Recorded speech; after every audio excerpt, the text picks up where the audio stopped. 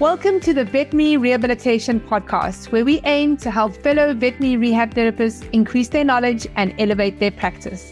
I'm Megan Kelly. And I'm Anae Lloyd. Together, we bring you the latest insights, research, and information in the field of veterinary rehabilitation. This podcast is brought to you by Onlinepethealth, a leading continuing education membership for veterinary rehabilitation therapists.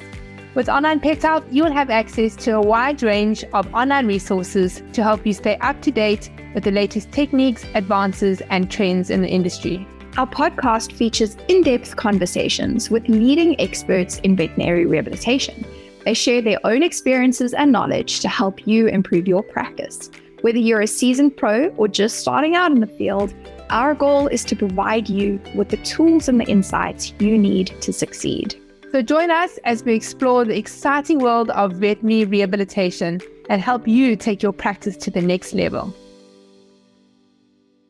Hey vet rehabbers, today's episode is a revisit of a really special Facebook Live from our birthday month. It was with Anae and Robinett.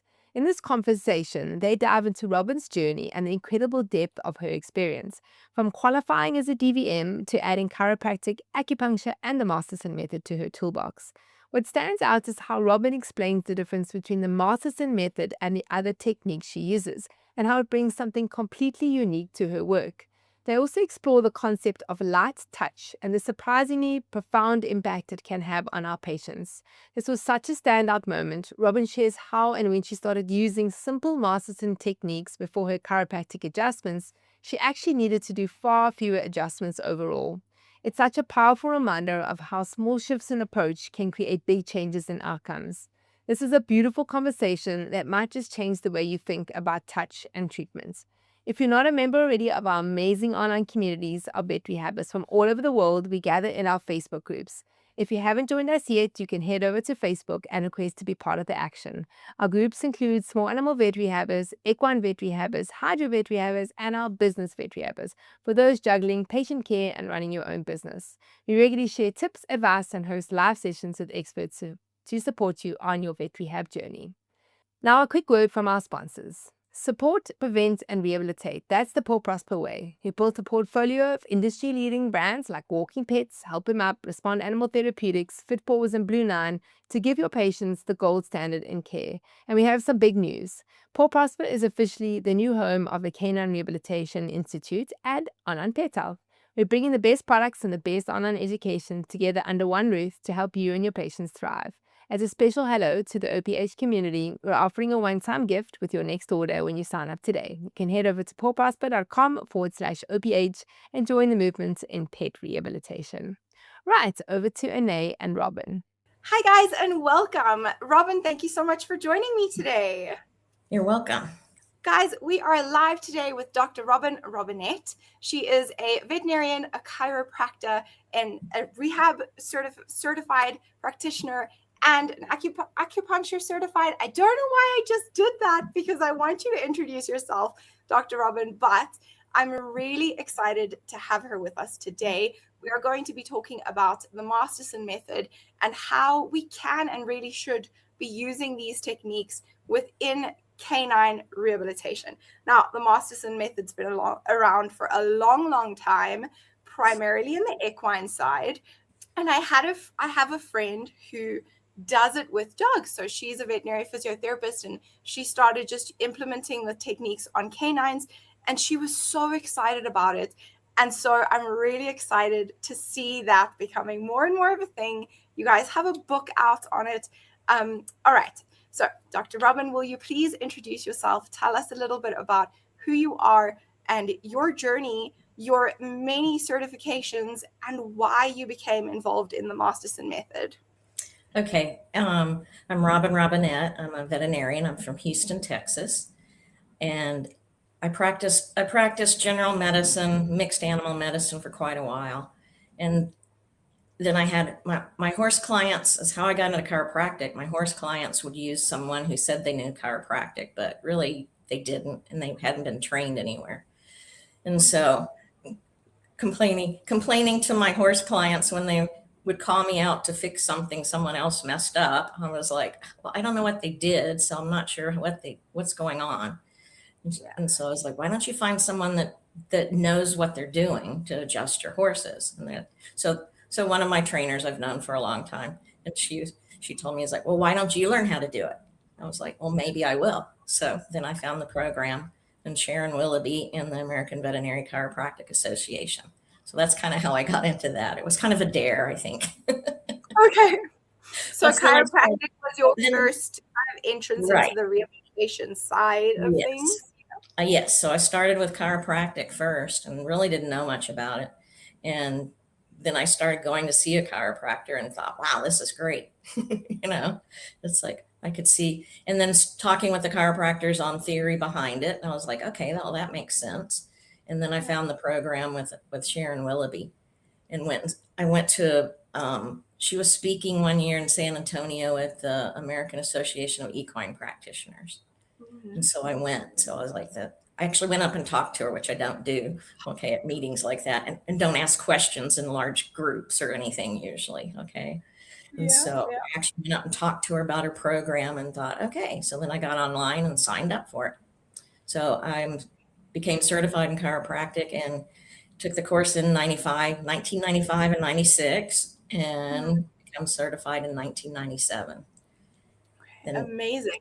And then you went on from there to do. Right. So then it took me a while. That's like working for myself. It takes a little while to get the money to do some of these courses, of course. And so then I took the acupuncture course and became certified in 2008. Mm-hmm. I also left my practice that I had been at originally to start doing more chiropractic on my own. Then I also opened a practice in Houston called Veterinary Chiropractic and Rehab Clinic in 2008. So I haven't really done any general practice since 2008, since we opened there. So wonderful. We're celebrating our 19th anniversary this year for being open. Wow. Wow, that's amazing. So all we do there, we do veterinary chiropractic, we do rehab for mixed animals. We've been to the zoo in Houston. I've done a lot of exotics as well, doing these things. Then I became certified in equine rehab from the Animal Rehab Institute in Florida, 2012. 12 or 14, I think. Anyway, I forget the years now on all these things. But that's where I met Becky Tinges. So Becky Tinges was a Masterson Method certified practitioner and instructor. And so talking with her, it's like, we got along really well and sit there. And so I was like, okay, it's like, and I had just bought the book like before I went to this course. Okay. Jim's book, Beyond Horse Massage. And I was kind of like, this is interesting, because I'm always looking for something that I can add into the things that I'm doing already and the other modalities and the other techniques. And I'm always looking usually for something a little more like that doesn't cause quite as much exertion on me as I get older. Okay. Because adjusting horses really can take a toll on your body over time. Yeah. Plus the techniques they teach you. It's like, I think sometimes people use too much force doing chiropractic. And it's like, most of the time you really don't need that much force. Okay. To do it. And a lot of animals are very reactive. If they're really sore, it's like, and you use that much force to try and adjust something, it's like, they're going to try and readjust you too. Okay.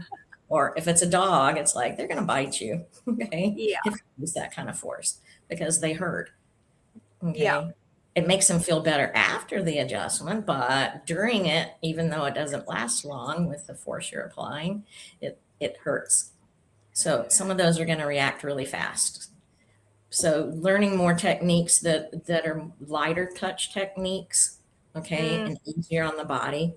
Plus, I feel like I've learned other different kinds of massage techniques and that kind of thing. Because if you don't, and knowing from experience on myself, it's like when you have those tight muscles too, it's like if you don't do something to address the muscle issues and the muscle tightness and tension, then your adjustment doesn't really hold very well.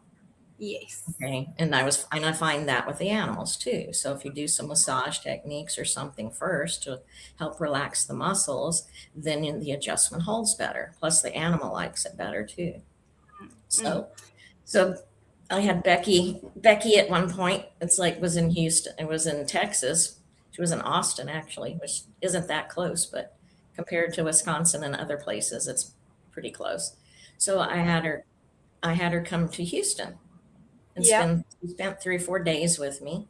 I think that was back in 2000. I think that was 2018, Mm. 17, 18. And had her come and we went out and worked on horses. Had a day where I was going out to different barns and working on different horses.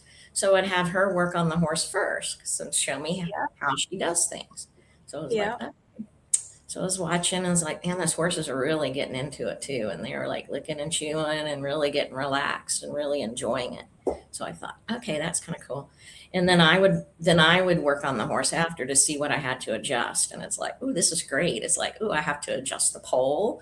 I have to Yeah. adjust the pelvis and not much else. Okay. I was like, this is nice. Okay. So I really enjoyed that. And I thought, that's kind of neat. And so then I had her showing me some of the techniques and how to do them. And then I took her in the exam with me working on dogs.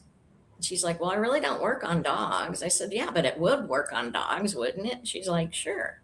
She goes, yeah, I'm sure it would. I was like, okay. So I was like, how would I would do this technique on a dog? Translating what she had done with the horses onto the dogs.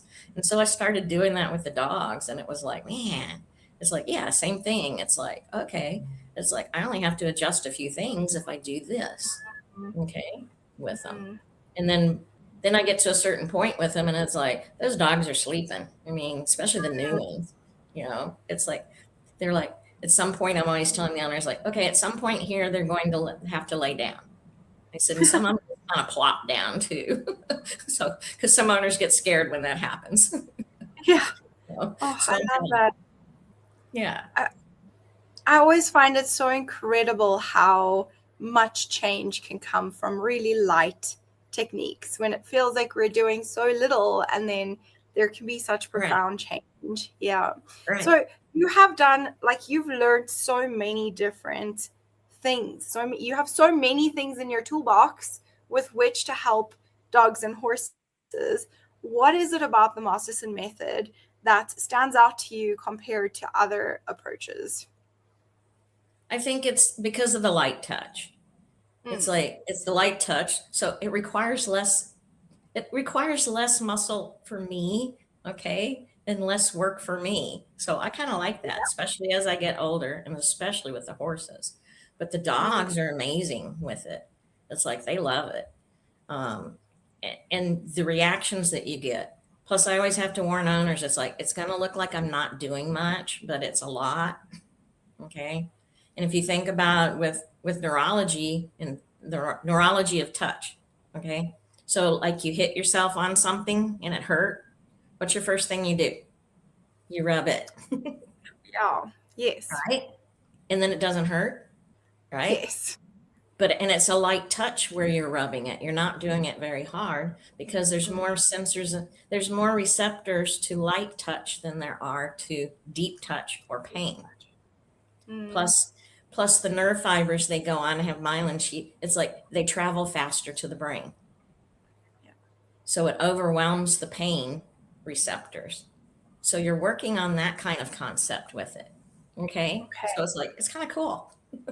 It's amazing. Wait, so I find it very interesting that the Masterson method's been around for a really long time, but it's pretty much been within the equine industry. And I feel like the draw into the canine industry has been very slow and very delayed. Why do you think that is? I think everyone just kind of thinks of it working on horses. But I think most of them talking with other Masterson Method certified practitioners is like, most of them have used it on people's on dogs too. Jim, when he goes to the barns, it's like the people will go, hey, can you work on my dog too? It's having a problem, But yes, but now he did the book. So now people recognize it that way. It's like, they don't really think about it. They don't really think about it until you put it in writing, I think. Official. Right. And make it a little more official, but also put it out there so people realize it's like, oh, you can use this on other animals too. I use it sometimes on myself. Okay. You know, when your neck Okay. gets tight, when your neck Yep. gets tight, it's like I'll just go down and do that. It's like you feel where it's tight. If you barely touch and you feel the muscle tense up underneath you, it's like just hold there for a minute. It's like you can kind of just feel your finger going into the muscle and sinking in after a few minutes, or Yep. a few minutes. It's like a few seconds really. Okay. Yep. But it's like when you get that tension, it's like just do a little of that on yourself as well. It's kind of amazing. So tell us a little bit more about the book. When was that published, and kind of what is in it, and what can we expect if we put it on our shelves? So the book, it's like, here's the book. It's like, Yeah, show us. so the book came about after I became certified in the horse technique. Okay.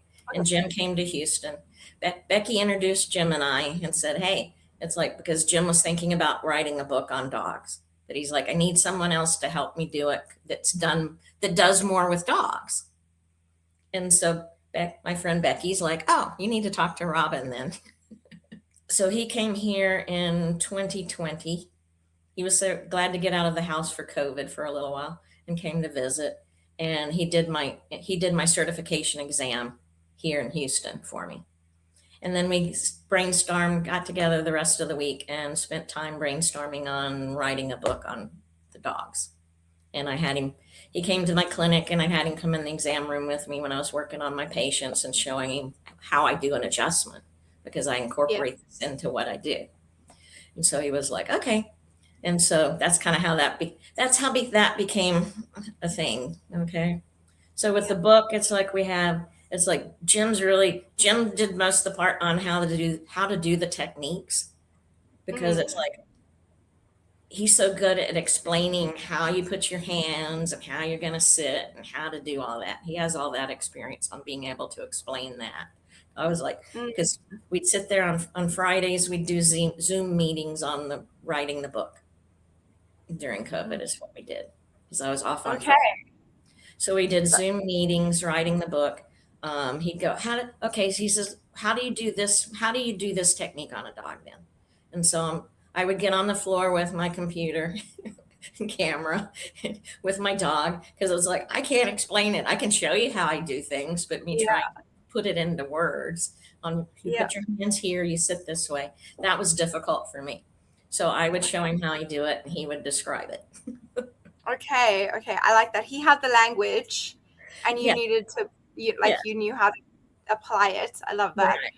So that was, so it was really a fun collaboration though on doing all that. And then. So is there a canine certification available yet? They are just now starting that. Okay. We're just now starting it. And right now it's only open for people that are already certified in the equine technique, but it's getting ready to become available for everyone else. Okay. So eventually it'll be a standalone thing. Eventually it will be a standalone course and people can become certified in that, just like the equine program. Okay. I love that. So so it's kind of exciting. And right now we started last year doing Zoom classes for the first couple of techniques in the book. So it has the techniques are described really well on how to do them. Then there's photographs in the book on it, but then there's QR codes also that link to some videos that we've done that are on the Masterson Method website too, that you only get if you go through the QR code from the book. Okay. There are some techniques already, freebie techniques on the Masterson website you can look at as well to give you an idea. I love that. We have a question from Charlie, so I'm going to pop that up. Charlie, it's so good to have you. Hi. Are there particular techniques or areas of focus that I should look at for a working pointer? Oh, okay. So the first technique is using the bladder meridian. Okay. Where you scan going down the bladder meridian. So with that technique though, it's like, because that's kind of what we use when we're doing chiropractic. We're going to be adjusting along the spine, along the bladder meridian. So I kind of use that as my diagnostic tool So I start out with that, where I go down to see where they're holding tension, and and for me, for chiropractic, on where I'm going to have to adjust them. Okay. But for anyone else, it's like, that's a good place to start, to show you what's going on with your dog and where they have the most tension. So I'd start with that all the time. Then go down, it's like with a pointer, it's like actually pretty much any dogs. It's like, you're going to have neck issues. You're going to have some neck issues. You're going to have stuff going on in the mid back, and you're going to have stuff with the sacrum and pelvis. Okay. So yeah, I'm also thinking about that pelvis and the sacrum and the tail. Yeah. Right. So yes. But start with the bladder technique and then go from there. Okay. Okay. We have some questions here. Can the Masterson method help with a dog that has separation anxiety? That is a good question. It can help with anxiety to a point. Okay. It's kind of like acupuncture too. Both things actually can help with anxiety, though. And it's like getting rid of some of the tension that is created with an anxious dog. It's like those anxious dogs are always very uptight. It also goes along, being uptight also goes along with muscle tension as well. And then some of those dogs might have some physical issues going on too, that adds to that separation anxiety. And they want their owners to be close by if they have some kind of physical issues going on. So yes, it can help. It's not going to take care of it totally, though. Okay. Yeah. Okay. I love that. And then Jill is asking, she's saying, that's me on horses. I've been trying to get better about the lighter touch. Sorry. I think all of us struggle with that. Right. It's hard. Do you have some tips for how we can, because a lot of us as rehabilitation therapists, we do use more intentional touch, deeper touch, deeper palpation, deeper techniques. How do we like, what do you have some advice for how we can shift that? Usually when I teach the course, it's like it'll show you in the book using egg yolk touch. It's like, break an egg in a bowl, okay, without breaking the yolk when you open it, right? And it's like, play with the yolk. See how much pressure it really takes to break it, though. Because it's like, get used to doing things like that. It's kind of like, oh, that's kind of interesting. And it's kind of fun. Then you can use it as a scrambled egg later, though. Okay. But yeah. Actually go in and play with the egg. Yes. So do some weird things. And then, check out pressures on yourself as well. Yeah. Okay. And so the lighter the touch. I know the chiropractors, when we take when the vets take the chiropractic course, it's like the chiropractors all talk about, when we used to have phone books, okay, on putting a penny and how many pages where you could still feel the penny. Okay. It's like, it's kind of an interesting technique, but yeah, something with light pages like that, like maybe a magazine, like one of those light paper type magazines or something, something that where you can kind of feel and see how many pages you can feel through. Okay. So I've had joking, but it's like, no, you really can do that. Mm-hmm. You can do that. I've been playing with slime because I have 2 small kids, and we got some slime, and it's full of stuff, full of like beads and charms and crazy trinkets. And I'll just sit and play with it in my hand and see how light touch I can use to feel the random things inside and then pull them out. And that's been fun to try and hone my own palpation skills. Mm-hmm. Good or bad, I don't know. It's slime. Right. I know. Yeah, just working on your palpation skills and plus when you palpate too, though, it's like, your palpation skills, it's like, are better the lighter your touch are, because if you do too heavy a touch when you're palpating something, you deaden the sensors and the receptors in your fingers. We have a question from Margie. I'm going to pull that up. Have you compared it to Tuina? I don't know if that's pronounced correctly. Is it always more intentional touch? Not that some techniques in Tuina aren't soft, or do you ever dredge a channel? How to answer that? The Tuina, course I have not taken. It's one of those that was always on my list of things to do, but then there were always something else going on where I didn't have time to take that. The thing with the Masterson method is extremely light touch. I'm really not thinking, it's like we don't teach totally that where the meridians and the acupressure points are. Okay. I'm also with Masterson method. The difference also is I'm not trying to go feel where the muscles are tight or anything. I'm going down over little areas of the body and I'm watching for their reaction to what I'm doing. So I'm working with the dog on where I need to work. So that's kind of the main difference, I think, really. Okay. I think there's probably some similarities, but I don't know enough about the Twina. It's like I have bought one of the books on it and read some, but I do not practice Twina. It's like I tell people, okay. It's like I have a lot of other techniques, but unfortunately that's not one of mine. Hope that answered your question. So if I understand correctly, let me see if I've got this.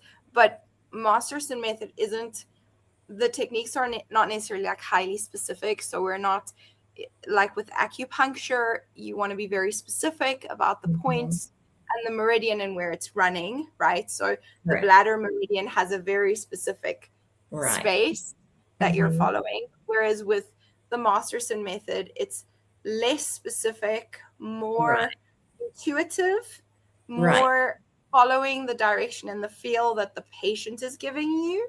Correct. Is that, yes. Yeah, okay. You're working with the patient and letting them show you where you need to work.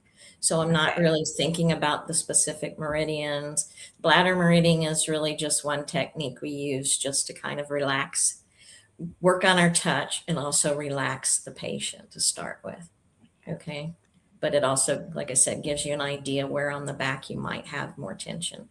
But you're really just, it's like, so you have one of the main first technique is called SRSR. So it's search for a response, stay for a release. Okay. So you're really just randomly you're going over the dog in a specific area. Like I'm going to check over the neck. So I'm going over the dog with light touch and I'm watching for their response on where I'm touching. So if I get a response, like they kind of look at you like, ooh, like, and you're like, ooh, there's a spot. Okay. Or they start blinking a lot when you're in a certain spot. My French bulldog starts to kind of throw her head back when you get that spot, or her ears go back. Okay. A lot of the big dogs I work on, it's like they're all excited when they come in. It's like they're panting a lot. It's like when I hit the spot with attention, it's like they quit panting. And it's like they might look a little worried. Okay. If it's a border collie and their necks get tight, it's like, and you hit the spot, it's like they roll over and act like they want the tummy rub because they like to. It's like they're like, oh, that's gonna hurt. I'm gonna move. I'm gonna do something cute, so they'll leave that spot alone. Okay. Or they start fidgeting when you hit the spot where they have that tension. It's like they'll fidget and start to get away from you, and that's when you need to stay there though. Then if they start showing those reactions, it's like you may let up and even put lighter pressure over that area, but stay there. So if you stay there, it's like they might start fidgeting even more, but just stay. And then they're going to have a big release. So they're going to yawn, they're going to really blink a lot, or they're going to lick and chew. It's like, I'll get some, it's like my Frenchie, she gives me a big yawn and then she passes out. Okay. So it's also very different working on the dogs compared to the horses. Because with the horse, it's like you can pretty much go through the whole body at one session. With the dogs, it's like you're going to hit a point where they have a really big release, they yawn, they lay down, they're going to go to sleep. And you're not, or they're going to go move. They probably are going to move away from you on the couch or wherever you're doing this. Okay. They're going to go move away from you and they don't want you to mess with them again because they want to go to sleep now. So sometimes with the dogs, you're not going to make it through the whole body doing this. Okay. Okay. So it's really very interesting. So I really get that feeling of you're opening a channel of communication and you are being led by the dog all the time. And I love that, because I think we don't, I see this kind of discrepancy very often between, we say that we are doing that we are giving our patients choices, we are giving them, like, we're listening to their responses, and then you'll watch that same person work and they are doing to the dog and overriding their signals.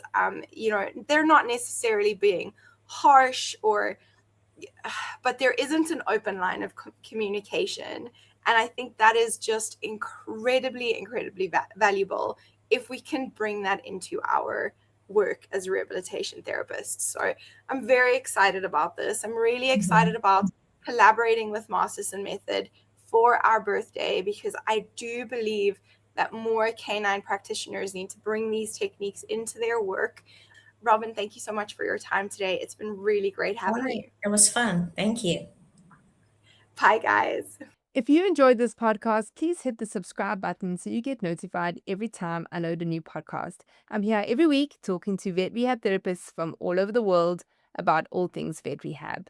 A big thanks to our sponsor, Paw Prosper. Their sponsorship allows us to be able to give this podcast to you for free. So go and check them out at pawprosper.com. And also don't forget to bookmark the next Vet Rehab Summit on Saturday, the 14th of November, 2026. Come and be a part of the world's largest online veterinary rehabilitation conference created specifically for you, the vet rehab community. Onlinepethealth members get VIP complimentary access to the Vet Rehab Summit. For more information about continuing education for vet rehabbers, you can go to onlinepethealth.com.